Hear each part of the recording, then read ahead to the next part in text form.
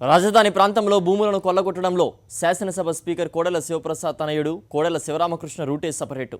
వివాదాస్పదమైన భూములను గుర్తించడం, అధికార బలాన్ని ఉపయోగించి వాటిని తక్కువ ధరలకే సొంతం చేసుకోవడంలో ఆయనది అందవేసిన చెయ్యి అని సత్తెనపల్లి, నరసరావుపేట నియోజకవర్గ ప్రజలు చెప్తున్నారు.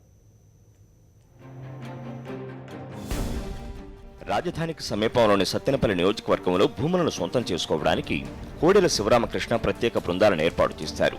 ఆ నియోజకవర్గం పరిధిలోని వివాదాస్పదమైన భూములను గుర్తించి వివాదం ఎవరితోనో తెలుసుకుని వారిని కోడెల శివరామకృష్ణ వద్దకు తీసుకువెళ్లడమే ఈ ప్రత్యేక బృందాల బాధ్యత.